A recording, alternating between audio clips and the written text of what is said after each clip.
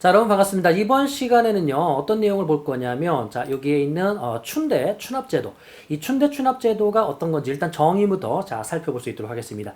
춘대 추납제도는 이 춘자가요, 봄 춘자입니다. 자, 봄에 자, 곡식을 대여해주고, 가을 추자, 가을에 갚아라. 뭐 이런 내용인데, 가난한 백성들을 구제하기 위해서 국가 관청에서 자, 곡식을 빌려주는 거예요. 그러니까 국가가 백성들이 어쨌든 살아남아야만 나중에 세금도 걷고 할 거 아닙니까? 그죠? 다 굶주려 죽게 되면 자, 세금 자원이 줄어드는 거잖아요. 그래서 백성들의 자, 생활을 구제해 주겠다.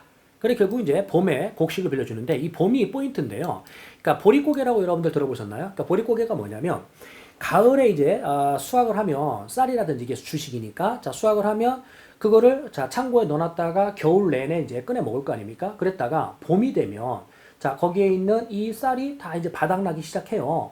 그럼 이제 봄에 새롭게 뭐가 보리가 이제 익어야 되는데 보리가 익어서 수확하기 전 그러니까 작년도에 수확한 쌀은 이제 바닥에 나기 시작했고 자 봄이 되어서 새롭게 보리를 수확을 해야 되는데 그 보리가 아직은 수확되기 전 단계 거기에서 이제 식량이 부족해 그러다 보니까 많은 백성들이 굶주려 죽게 되는 자 이게 이제 뭡니까 보리만 바라보고 있는 거죠. 빨리 익어라 빨리 익어라 이게 이제 보릿고개 됐죠. 어쨌든 그래서 봄에 정부가 백성들한테 곡식을 빌려줘서 백성들을 구제하기 위한 이런 제도를 춘대 추납제도라고 합니다. 봄 춘자, 가을 추자 이렇게 여러분들이 이해하시면 될 것 같고요. 자 그런데 여기는 이 시대별 춘대 추납제도 여기를 여러분들이 뭐 하셔야 되냐면 암기를 하셔야 됩니다. 자 그러면 고구려에서는요.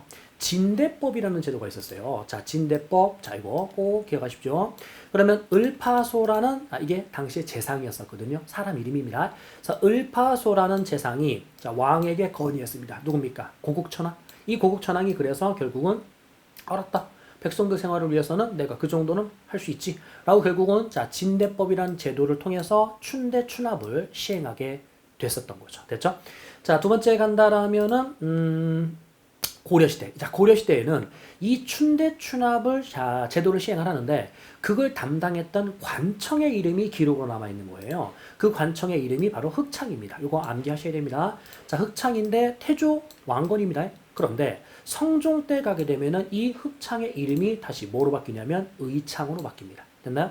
그러니까 고구려에서 이야기하는 이 진대법이라는 거는 춘대 추납 그 제도 자체를 자 진대법이라는 법으로 시행했다 이런 뜻이고 고려에도 그 춘대 추납이라는 제도를 시행했는데 그 제도를 담당했던 관청의 이름이 바로 흑창과 의창이었었던 겁니다. 됐나요? 그래서 태조인지 성종인지 구분하셔야 돼요. 왜냐면 시험 문제에서 태조, 광종, 성종 이 세 명의 업적을 묻는 문제가 무조건 한 문제가 출제가 되기 때문에 자 흑창과 의창을 구분 지어 놓으시기 바라고요.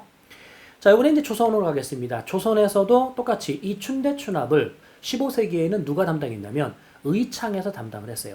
의창이라는 관청에서 이제 담당을 했는데 16세기 이후로 가게 되면은 자, 이러한 제도를 자, 무슨 제도라고 이제 이름 붙이게 되냐면 환곡제도. 그러니까 지금 여기서 보이는 이 진대법과 환곡이라는 거는 춘대 추납, 자, 그 제도 자체를 말하는 겁니다. 됐나요? 그래서 조선에도 이러한 자, 춘대 추납이 있었는데 그러한 제도를 환곡이라고 표현하게 됐다더라. 그럼 이거는 누가 담당했느냐? 조선 초기에는 의창이 자, 이걸 그대로 담당한다고 제가 말씀드렸잖아요. 고려시대 똑같이 의창. 그러니까 이거는 별로 중요하지 않아요. 나중에 상평창이라는 기구가 이제 만들어지는데 이 상평창은 원래의 목적은 15세기에 물가 조절을 위해서 만든 물가 조절 기구예요. 근데 그 물가 조절 기구인 상평창 안에다가 진휼청이라는 관청을 이제 섞어요. 그래가지고 자 여기에 상평창에서 무슨 대여를 곡식 대여를 이거는 조선 후기 때 곡식 대여의 역할을 상평창에서 합니다. 그러니까 환곡이라는 제도는 춘대 추납의 이 제도 자체를 부르는 명칭이 환곡인 거고 요걸 담당했던 관청이 바로 조선 초기에는 의창이었으나 안 중요하다 상평창에서 요걸 담당하는 겁니다. 왜 상평창은 물가 조절 및 곡식 대여의 역할을 했기 때문에 이해돼요? 그러면 자 이렇게 마무리합시다. 자 고구려에서는 진대법, 조선에서는 환곡이라고 불렀다더라. 뭐를? 춘대 추납 제도를.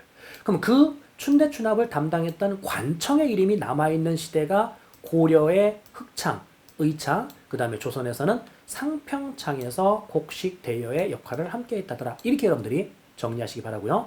나중에요, 이 환곡이 결국은 이제 고리대로 변질되거든요. 그러니까 백성들한테 실제 식량이 뭐 필요하지 않은 백성들한테도 억지로 막 빌려줘요. 그러면서 무리하게 이자를 뜯어먹는 그런 고리대로 자 얘가 뭐 됐기 때문에 변질됐기 때문에 흥선대원군이 이 환곡 제도를 없애버립니다.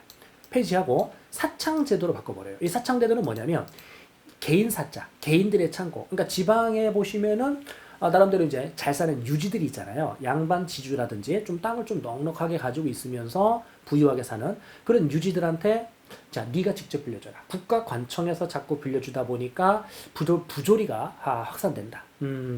그래서 여기 있는 그 공무원들이 이제 비리가 자꾸만 나타나니까 이걸 없애버리고 환곡이라는 제도를 없애버리고 사창, 즉 개인들의 창고에서 빌려줄 수 있게끔. 그러니까 중앙정부가 이자율을 이제 컨트롤하겠죠. 그러니까 오늘로 친다라면 러시안 캐시, 자 이런 어떤 사금융을 허용을 해준 겁니다. 이게 이제 흥선대원군의 정책이다라고 할 수 있겠죠. 그래서 각각의 외워야 되는 용어는 자 진대법, 자 환고, 요거는 제도고 이걸 담당했던 자 관청 이름에서는 흑창, 의창 그리고 여기 있는 상평창 이렇게 여러분들이 정리를 해두시면 됩니다.